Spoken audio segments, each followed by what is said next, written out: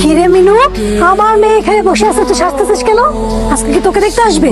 দেখতে আসবে তোর ভাগ্নিকে? হ্যাঁ, তুই কেন সাজতেছিস আমার বল। এই সাজগোজটা যদি আমি আরো 5 বছর আগে থেকে শুরু করতাম, তাইলে এখন আমার অবিবাহিত হয়ে বসে থাকা লাগতো না। আল্লাহ দোহাই লাগে রে বোন, তুই সাজগোজ বাদ দে, আমার মেয়েটাকে সাজা, পাত্রপক্ষ এখনই চলে আসবে। আচ্ছা আমি সাজাইতেছি, তুমি যাও তো, টেনশন করো না, রেডি হয়ে যাবে। মাশাআল্লাহ, মেয়ে আমাদের পছন্দ হয়েছে। ও, ছেলেকে কিছু জিজ্ঞেস করিনি, তোর পছন্দ হয়েছে? আলহামদুলিল্লাহ, মেয়ে যেহেতু আমাদের পছন্দ হয়ে গেছে, সেহেতু আজকে কাবিনটা করাই ফেলতে চাই। কি বলেন হেকমত সাহেব? কিন্তু মানে তোমরা বাচ্চারা চলে আসছো কাবিন করতে, গার্জিয়ান লেভেলের কি আসলে ভালো হতো না? কি বলে, ছেলের বাবা আমি নিজে চলে আসছি, আরো গার্জিয়ান লাগবে? বাবা মানে মানে তো তুমি মানে তুমি, আরে আমি তো মনে করছি তুমি সর্বোচ্চ ছেলের বড় ভাই। বাবা বাবা হলেন কিভাবে আপনি? বিআই সাহেব, আপনি তো ভীষণ রসিক মানুষ।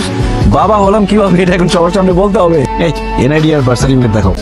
এই যে আমাদের দুজনের এনআইডি, আর এই যে আমার ছেলের বার্থ সার্টিফিকেট দেখেন। এবার বিশ্বাস হয়েছে যে আমরা পিতা পুত্র? আসলে আমাদের বংশের ট্রেডিশনটা এরকম, আমরা অল্প বয়সে বিয়ে করি, অল্প বয়সে বাবা হই, যাতে করে আমরা নাতির ঘরে পুতি, পুতির ঘরে নাতি এরকম দেখতে পারি। যেমন আমি বিয়ে করেছিলাম যখন, তখন আমার বয়স ছিল 21 বছর 1 দিন, আর আমার ছেলের বয়স এখন 21 বছর 10 দিন। এই যে 9টা দিন পিছিয়ে গেল, পরীক্ষা চলতেছে, এই জন্য বিয়েটা করতে পারে নাই। তবে আজকে বিয়ে করলে মোটামুটি 9 দিনের মতো লস হবে, বেশি লস হবে না। তবে আমার ছেলের কিন্তু শারীরিক বয়স কম। শারীরিক বয়স কম মানে? মানে জন্মের পরে সবাই জন্ম নিবন্ধন করতে গেলে বয়সটা হাইড করে না, কমায় লিখে। আমাদের বংশে সবসময় 2 বছর বাড়ায় লিখে, যাতে করে বিয়ের সময় কোনো ঝামেলা না হয়, আইনি কোনো জটিলতা না হয়। তার মানে আপনার ছেলের বয়স 19 বছর 10 দিন।